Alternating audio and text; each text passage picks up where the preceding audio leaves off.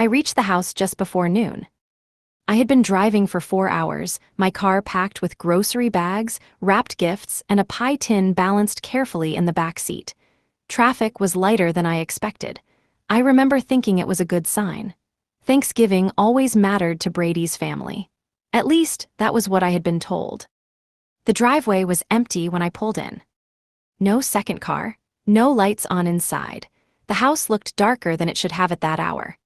I sat there for a moment with my hands still on the steering wheel, listening to the engine idle, waiting for someone to come to the door or wave through the window. No one did. I grabbed my purse, locked the car, and walked up the steps. The front door was unlocked. That should have been the first warning. Brady never left doors unlocked. He checked them twice before bed, sometimes 3 times. Inside, the house was cold. Not broken heater cold, just turned down cold. The kind you do on purpose to save money. My breath didn't fog, but my fingers stiffened as soon as I set my bags down. The lights were off in the living room. The TV was silent, no smell of food, no voices, no movement. Then I heard the chair.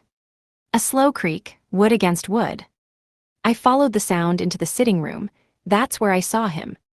Victor was sitting near the window in a wooden rocking chair. His hands rested on the arms, thin and pale. His head leaned slightly to one side. His eyes were closed. For a second, I thought he was asleep. Then one eye opened. He looked at me without surprise. "You're early," he said. I stopped a few steps into the room.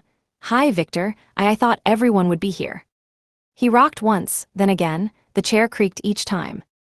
"They left," he said. "Left where?" I asked. He didn't answer right away. Instead, he nodded toward the kitchen counter behind me. "There's a note." My stomach tightened before I even turned around. The note was folded once. My name was written across the front in Brady's handwriting. Neat, careful, the same handwriting he used for work notes and birthday cards. I opened it. "Gone on a cruise. Elaine needed a break. I went too. You'll stay and take care of Victor. Be back Monday. Brady." I read it again, slower. The words didn't change. I felt heat rise into my face, then drain out just as fast. My fingers started to shake, and I had to grip the counter to steady myself. "A cruise," I said out loud, though no one answered. Behind me, the chair creaked again.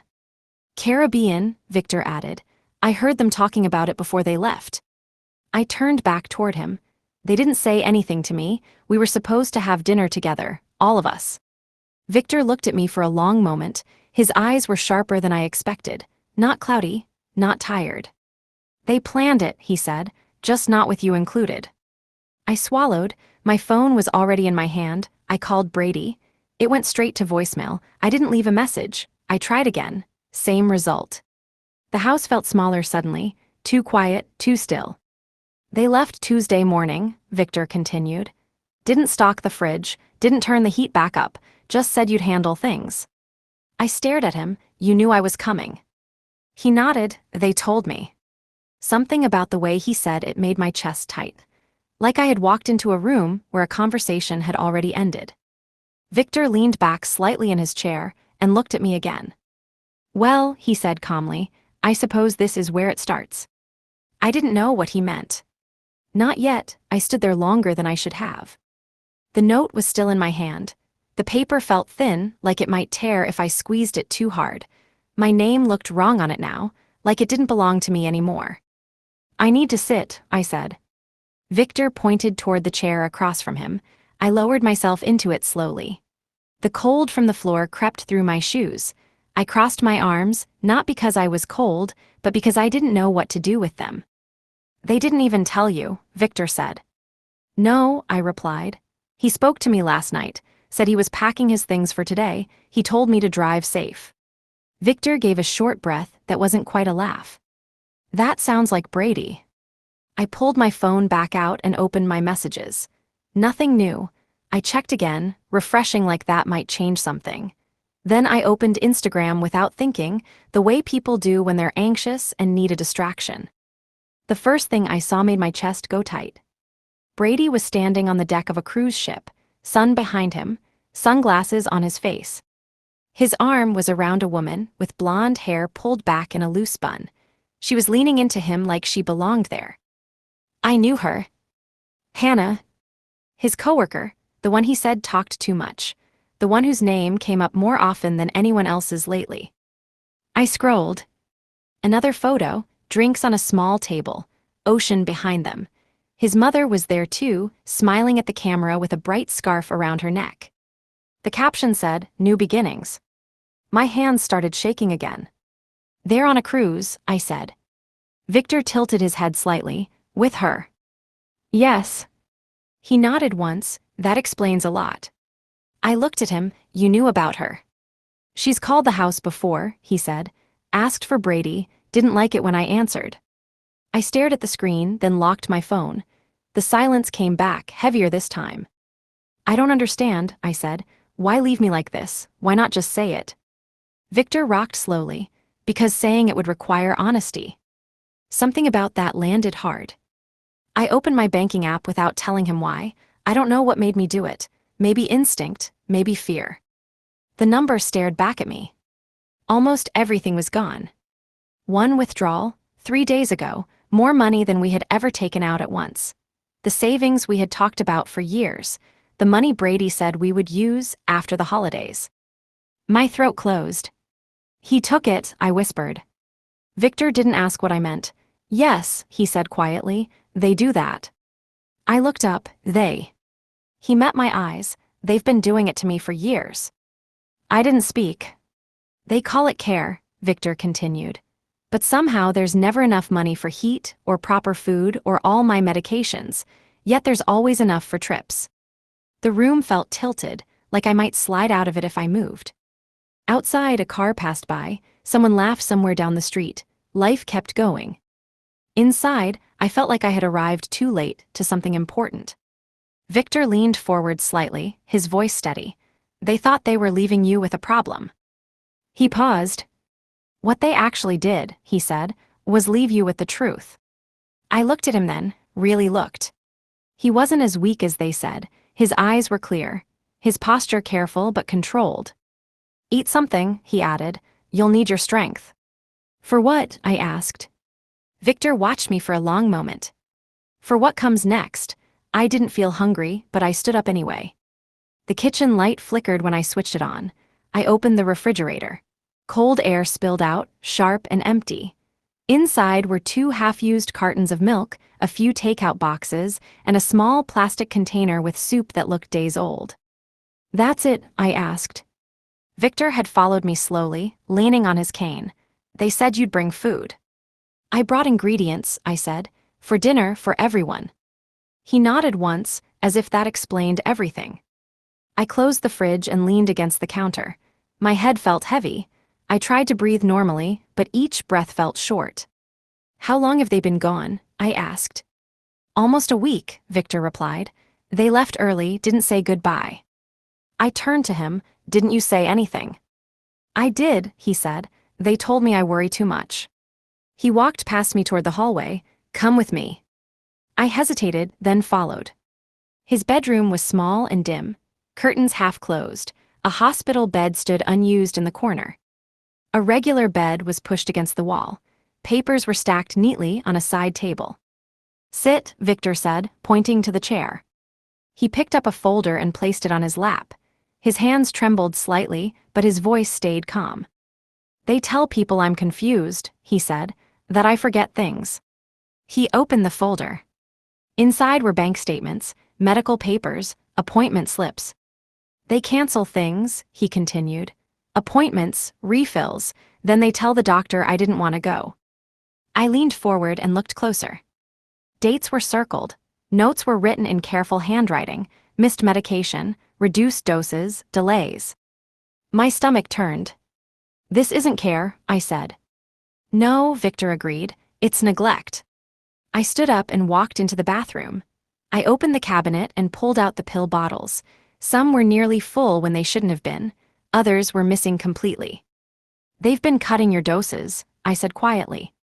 Victor didn't deny it. Pain pills cost money. I felt heat rise in my chest, sharp and sudden. "They left you like this," I said, "and left me a note." He watched me carefully. That's why I didn't argue. I turned toward him. Why?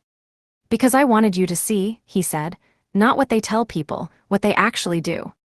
I sank back into the chair. How sick are you? I asked. Victor reached for another paper and slid it toward me. The words were clear, no confusion, no uncertainty. Terminal, months. I felt my throat tighten. They knew. Yes. And they still left. Yes. The room felt quiet in a different way now, heavier, final. Victor folded the paper and placed it back in the folder. Then he looked at me. They think they abandoned a burden, he said. I didn't answer. They don't realize they abandoned control. I met his eyes. What do you mean? I asked. He leaned back slightly. The rocking chair creaked faintly in the other room. I've been watching them for a long time, Victor said, writing things down, saving copies. For what? I asked. For the moment someone finally paid attention. He looked at me steadily. That moment is now. The silence stretched between us. Then Victor spoke again, quietly. Would you like to know what they don't? I didn't answer right away. Victor waited. He didn't rush me. His hands rested on the folder like it was heavier than paper. Yes, I said finally, I want to know. He nodded once and opened the folder again, this time pulling out a sealed envelope.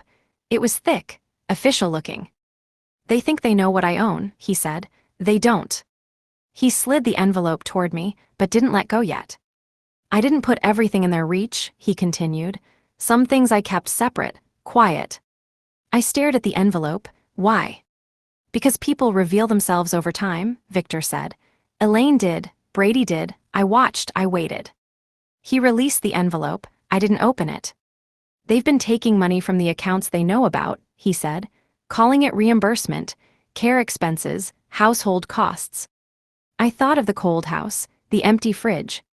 And the rest? I asked. Victor's mouth tightened slightly. The rest is untouched. I swallowed. Then why not stop them? Because stopping them early would have made them careful, he replied. Letting them think they were winning made them sloppy. That made me uncomfortable, but it also made sense. I don't have much time, Victor went on, and I don't intend to spend what's left being silent. I finally opened the envelope. Inside were copies of legal documents, account names I didn't recognize, property listings, trust papers. The numbers made my head spin. This is a lot, I said. Yes, he replied, and none of it goes to them. I looked up sharply. What? I changed that, Victor said calmly. Not recently, months ago. My heart started beating faster. Then why keep quiet? Because changing papers isn't enough, he said. They'll contest it, they always do. He leaned forward slightly. What matters is proof. Proof of what? I asked. Of how they treated me, he said, and how they treated you. I felt a chill run through me. Victor continued, they think they've left you behind to clean up a mess, to keep me fed, to keep the house standing. He paused.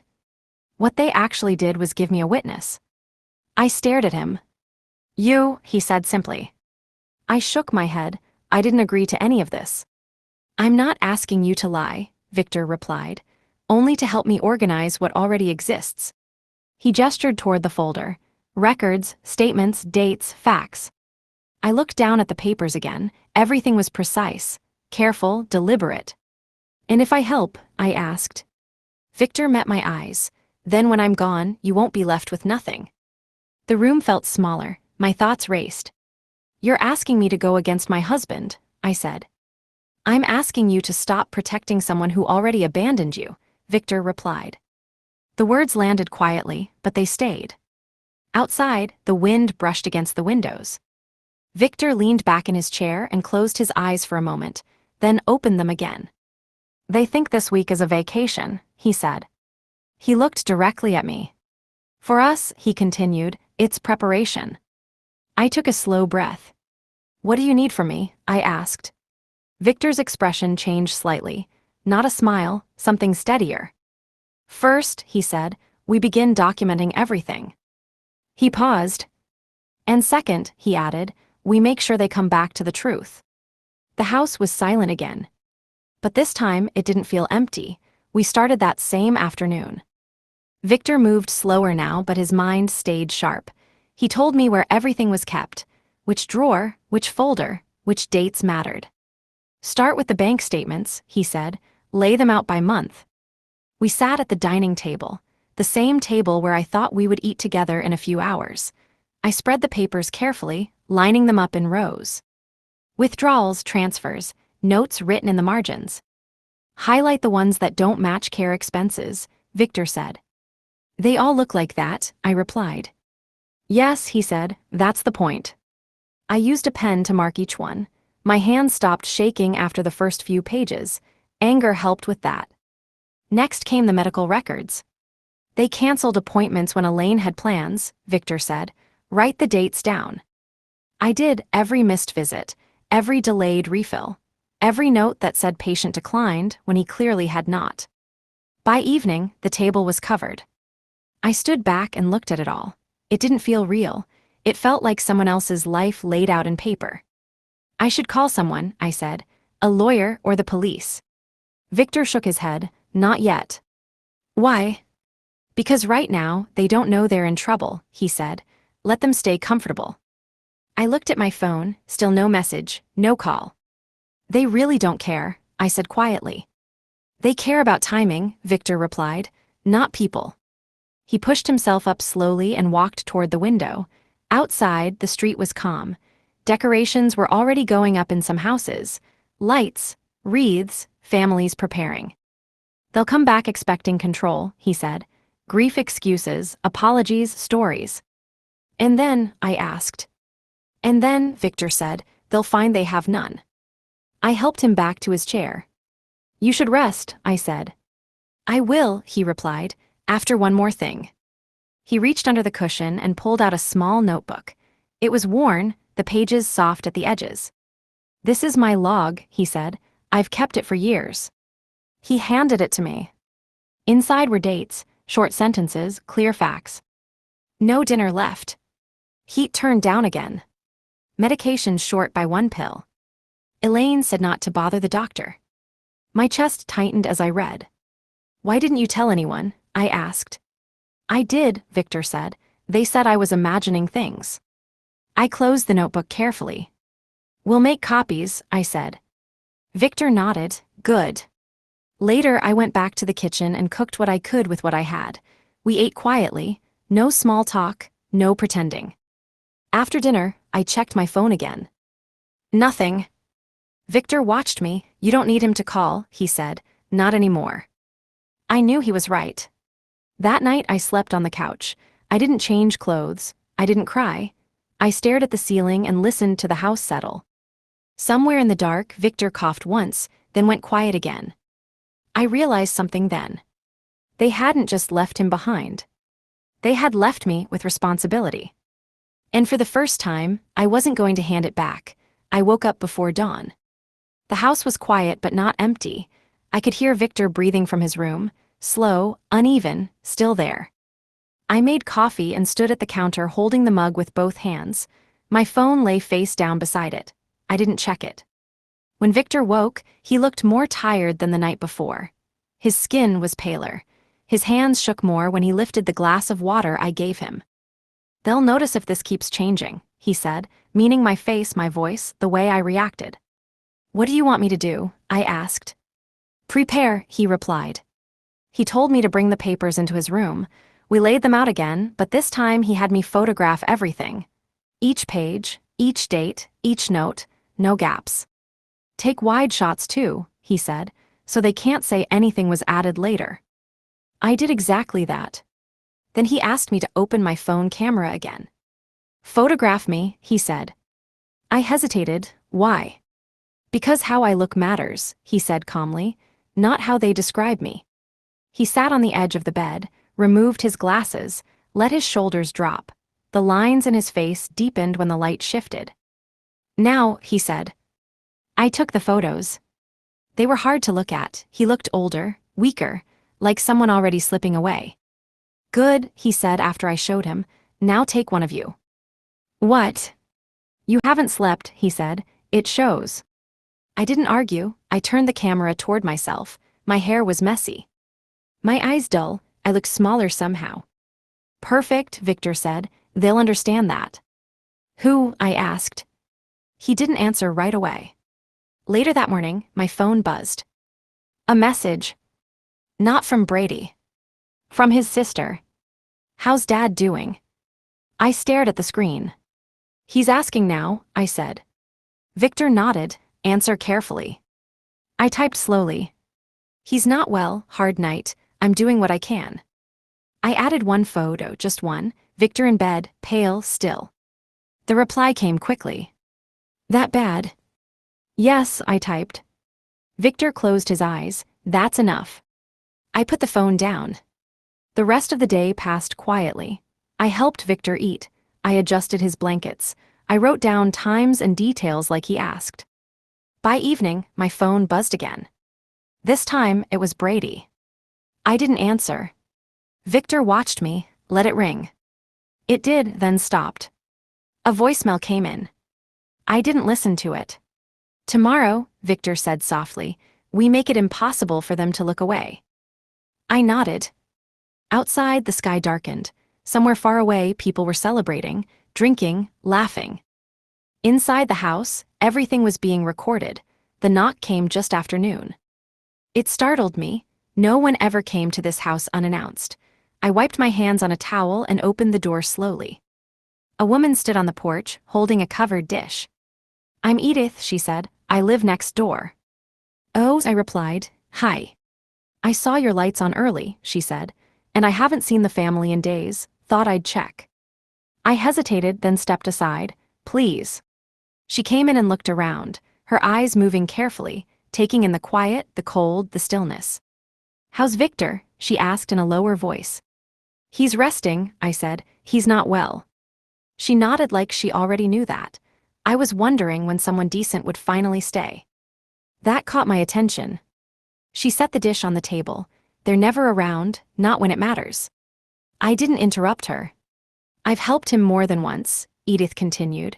Picked up his mail, called for help when he fell in the yard last month. My chest tightened. Brady was home that day. Yes, she said, watching television. I felt something settle into place inside me. She stayed only a few minutes, but before she left, she said, if you need anything, knock. And if anyone asks, I'm happy to tell them what I've seen. After she left, I wrote everything down. Time, date, exact words. Victor watched quietly from his chair. She won't be the only one, he said. He was right. That afternoon, another neighbor stopped by, then another the next morning.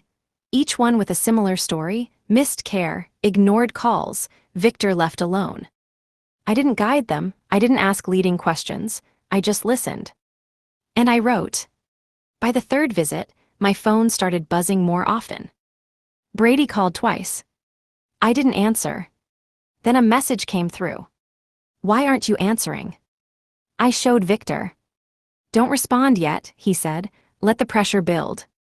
That night, I listened to the voicemail Brady had left earlier. He sounded annoyed, not worried.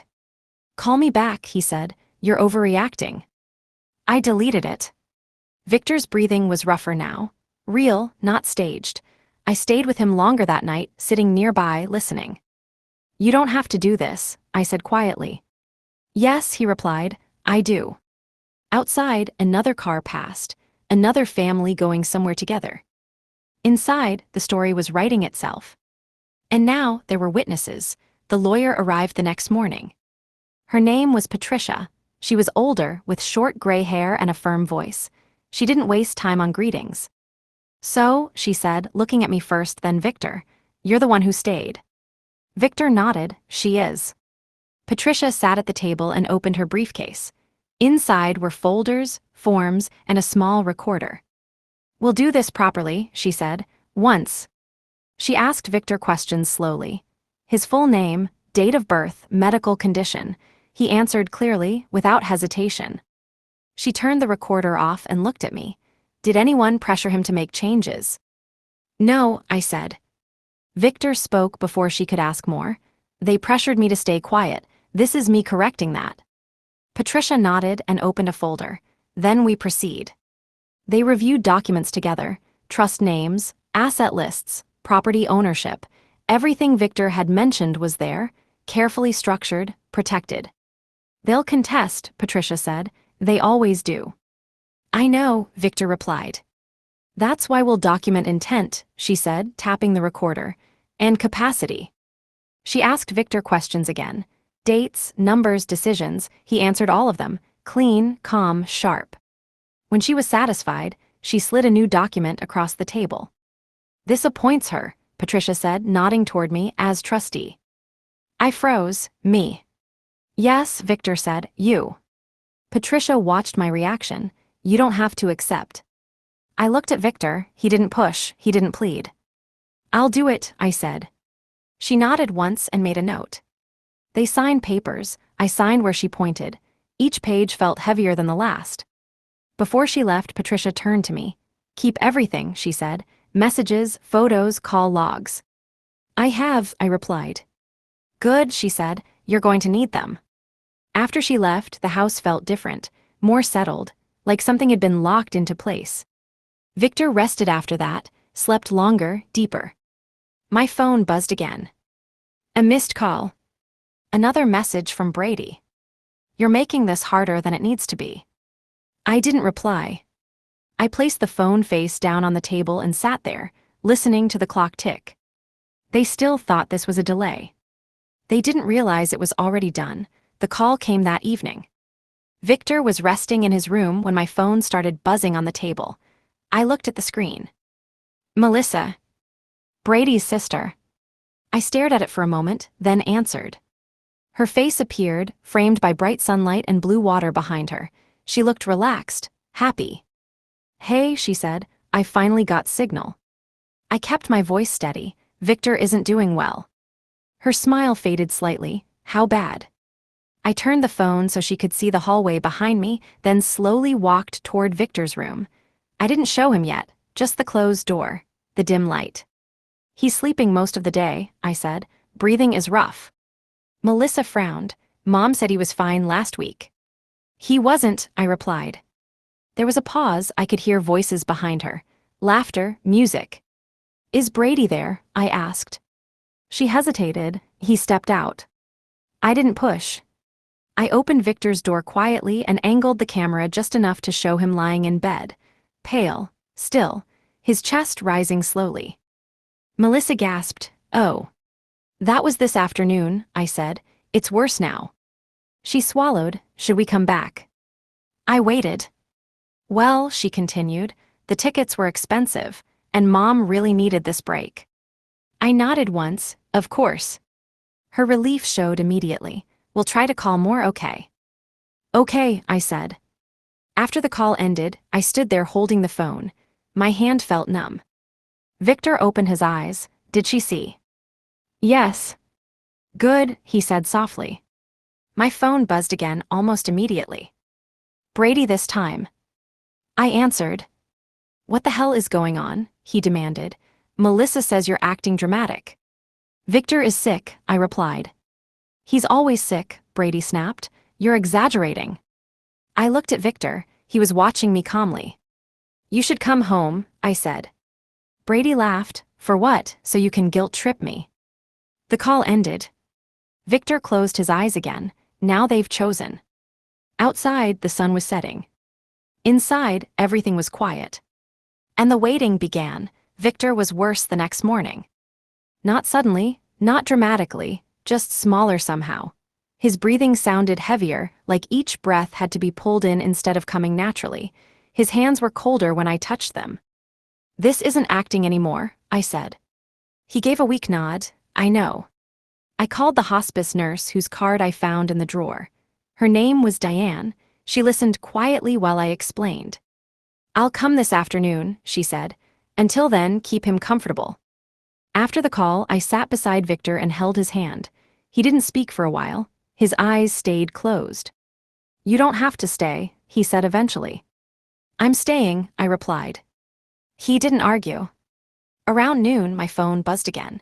Another message from Brady. Stop scaring everyone. He was fine when we left. I didn't respond. Diane arrived just after 3. She examined Victor carefully, checked his breathing, his pulse.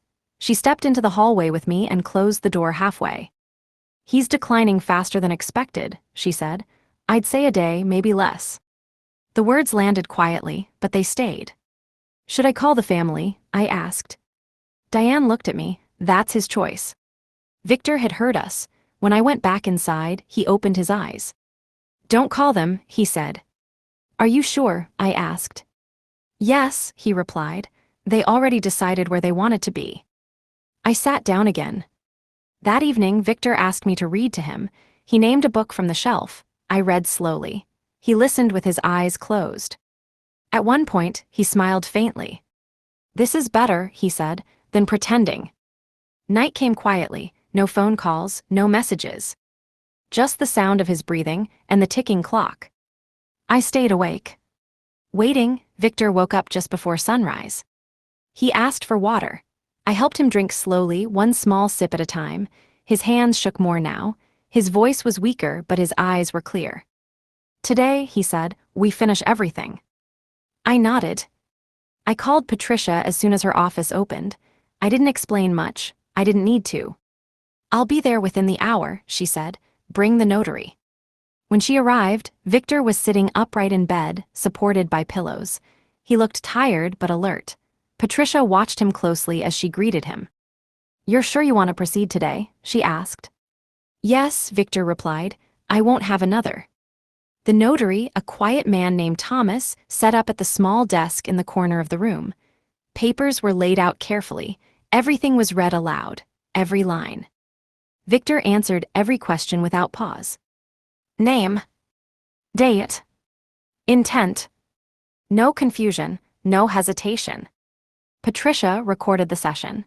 She made Victor repeat certain statements twice. She asked him to explain his decisions in his own words. "I am not leaving my estate to my family," Victor said, "because they abandoned me while I was dying." Thomas looked up briefly, then continued. The documents were signed one by one. Victor's hand shook, but his signature was steady. I signed where instructed. When it was finished, Patricia closed her folder. "This is legally solid," she said. "They will be informed after." Victor exhaled slowly. "Good." Before they left, Victor asked for one more thing. "A letter," he said, "to be read aloud." Patricia handed him a tablet. He spoke while she typed. He didn't raise his voice. He didn't accuse. He stated facts. Dates. Absences. Choices. When he finished, the room was quiet. Patricia stood. "We'll make sure it's delivered exactly as you asked." After they left, Victor leaned back against the pillows. His eyes were closed, but he was smiling. "I'm tired now," he said. I adjusted the blankets. Rest. Outside, the day went on like normal. Inside, everything was ready. Victor slept most of the afternoon. His breathing was shallow now. Each breath sounded like effort. I stayed beside him, watching the rise and fall of his chest, counting without meaning to. When he woke, it was already dark outside. "Help me sit," he said. I adjusted the pillows and lifted him carefully. He winced but didn't complain. "There's one more thing," he said. I waited. "My video," he said. "They'll say I wasn't thinking clearly." I set up the camera on the small table across from the bed. Victor asked me to angle it straight. No shadows, no tricks. "Record," he said. I pressed the button. He spoke slowly, clearly. He said his name, the date, why he was recording. "I am of sound mind," he said. "I know exactly what I am doing." He explained everything again. The neglect, the money, the abandonment, he named them. Brady, Elaine. "She stayed," he said, nodding toward me, "when everyone else left." He stopped to breathe, then continued. "This decision is mine." When he finished, I turned the camera off.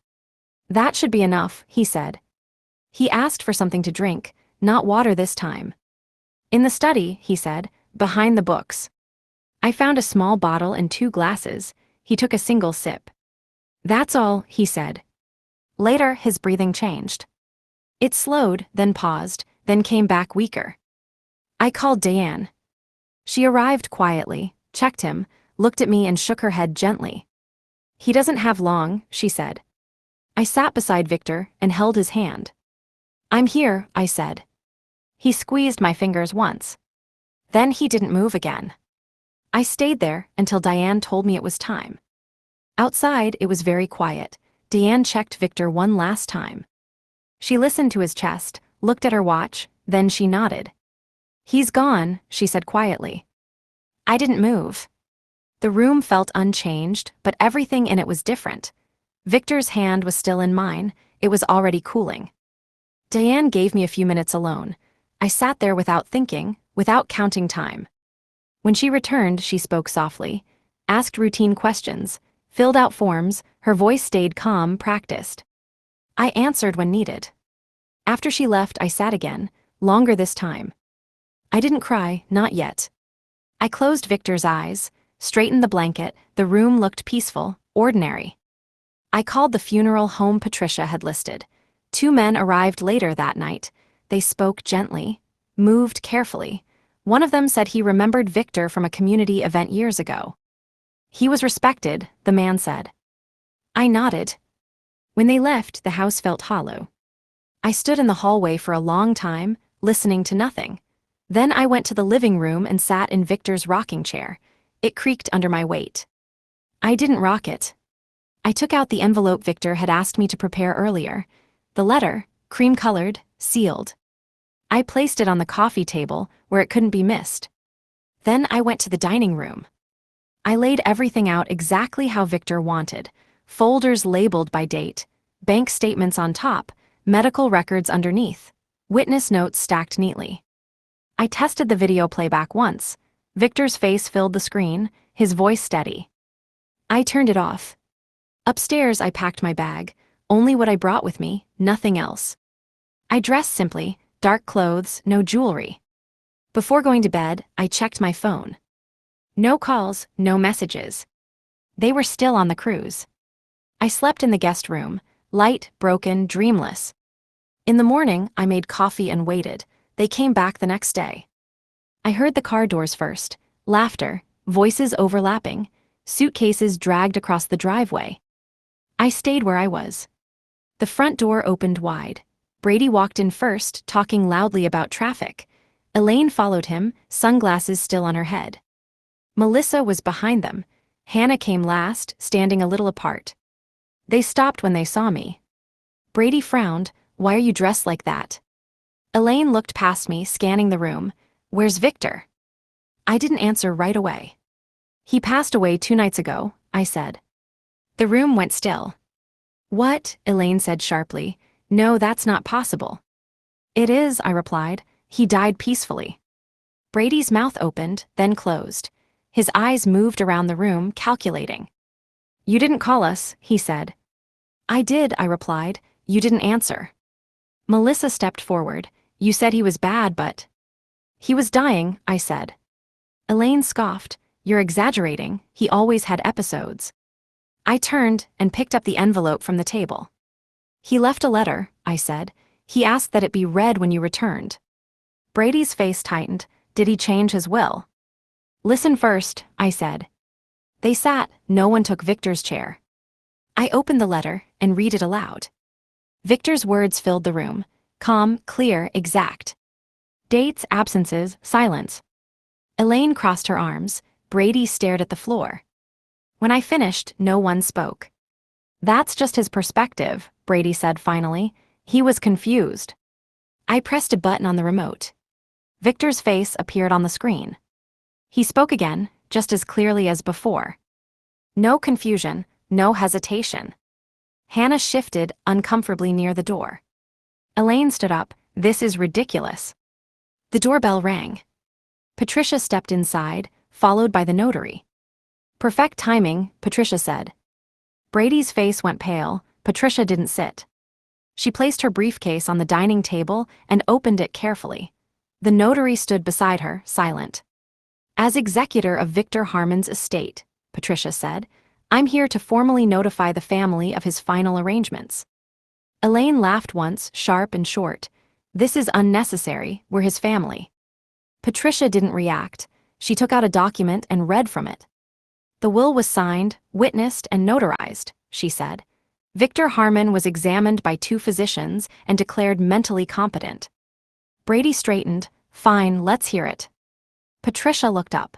Victor Harmon leaves the entirety of his estate to Jade. The room went silent. Elaine's mouth opened. That's not possible. Patricia continued. All properties, trusts, and accounts are now under her control as trustee. Brady laughed louder this time. That's a joke. Dad promised me the house. The house belongs to a trust, Patricia said, which he controlled. Brady's face drained of color. No. Elaine stepped forward. You manipulated him. I didn't speak. Patricia placed another folder on the table. There is also an ongoing review of financial withdrawals made over the last 3 years. Brady turned toward me. You did this. I met his eyes. You left him. The notary cleared his throat. There are recorded statements and witnesses. Melissa's voice shook. What does that mean? It means, Patricia said, that contesting the will is not advised. Elaine sank into a chair. Brady looked at me again. His voice dropped. We can fix this. I shook my head once. Patricia closed her briefcase. You will be contacted regarding vacating the property. Hannah quietly picked up her bag and walked toward the door. No one stopped her. I picked up my suitcase. Brady reached for my arm. Please.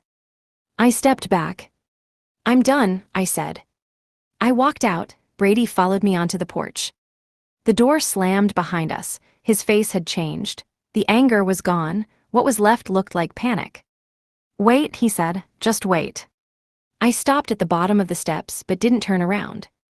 You don't understand what you've done, he said. This isn't over. I turned then. It is for me. He stepped closer.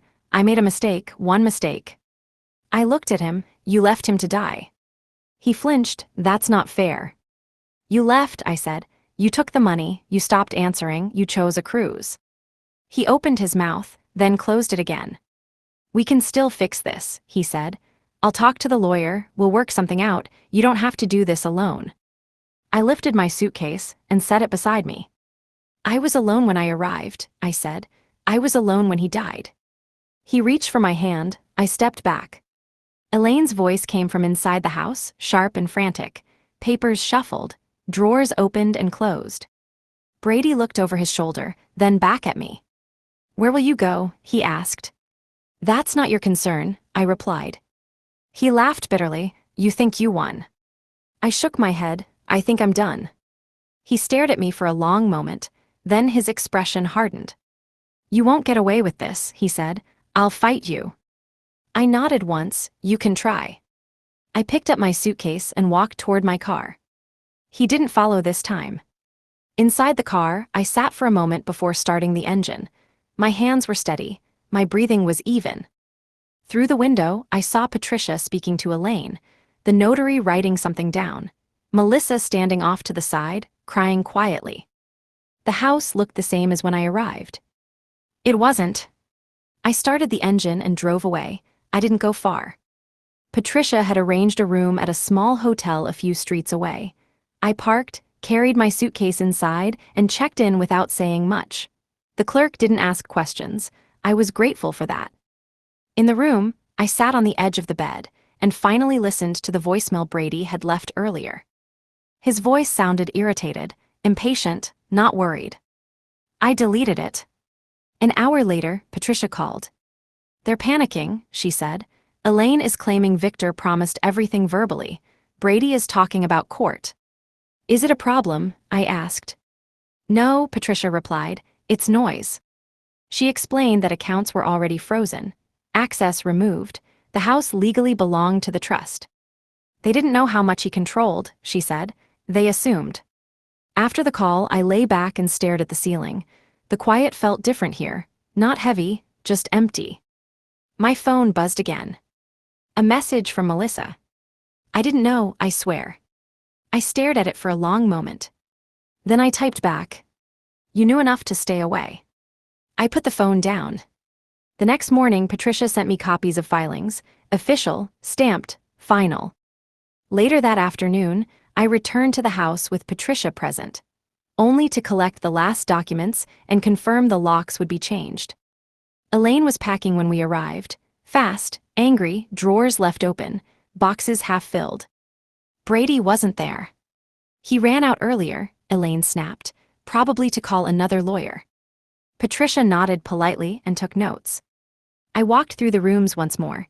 Nothing felt familiar now, just a structure, walls, floors. In Victor's room, the bed was stripped, clean, empty. I stood there for a moment.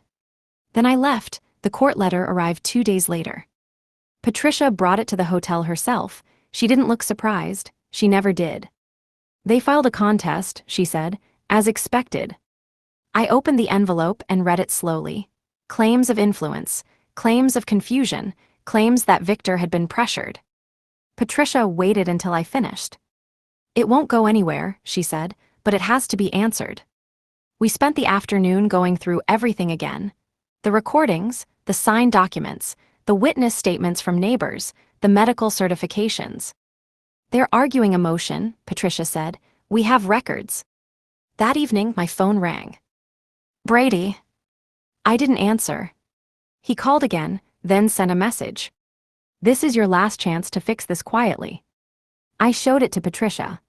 She smiled faintly. Save it. The hearing was scheduled quickly. Short, procedural, no drama. I sat beside Patricia in a small courtroom. Brady and Elaine sat across from us. Brady wouldn't look at me. Elaine stared the whole time. The judge listened, asked questions, watched the video clips. Victor's voice filled the room again. Calm, clear, cert. When it ended, the judge didn't take long. The will stands, he said. The contest is dismissed. Elaine's face went rigid. Brady closed his eyes. Outside the courtroom, Brady finally spoke to me. You planned this, he said.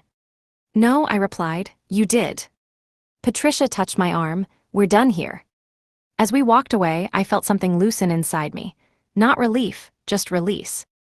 That night, I slept without waking. Brady came to the hotel the next morning. I was in the lobby when I saw him through the glass doors.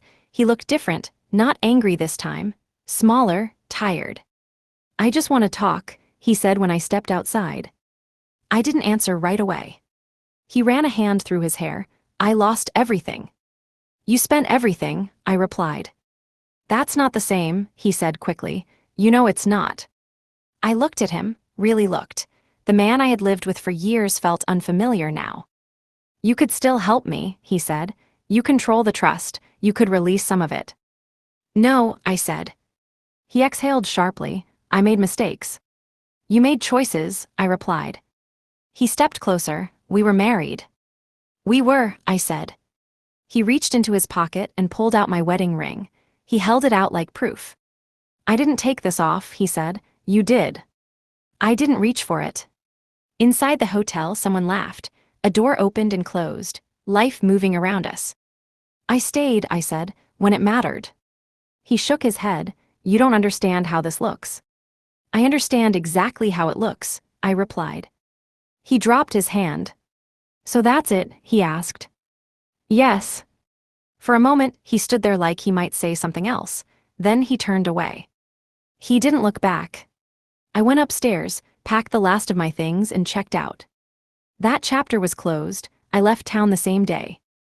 I drove without music, without calls. The road was clear. The weather steady, nothing dramatic. At a red light, I checked my phone one last time. No new messages. I turned it off and placed it in the glove box. The house was sold within weeks. Quietly, no announcements. The trust handled everything. Patricia updated me when needed. Short emails, clear facts. Brady didn't contact me again. Elaine moved in with a friend. Melissa stopped replying after one last message that said she hoped I was happy. I didn't respond. I rented a small apartment near my work. It had clean walls and empty rooms. I furnished it slowly, only what I needed. Some nights I thought about Victor, not the illness, not the plan, just the way he sat in his chair, the way he spoke when he was certain. I kept his letter in a drawer. I didn't reread it often. Life settled into a pattern. Work, mornings, evenings, sleep. One afternoon, Patricia called. The last transfer is complete, she said. Everything is finalized. Thank you, I replied. You did right by him, she said. I ended the call and sat for a moment longer. Outside, people walked past my window, carrying bags, talking, living. I stood up, turned off the light, and went out. The story was finished. Not because it ended. Because I left it behind. You have reached the end of the text.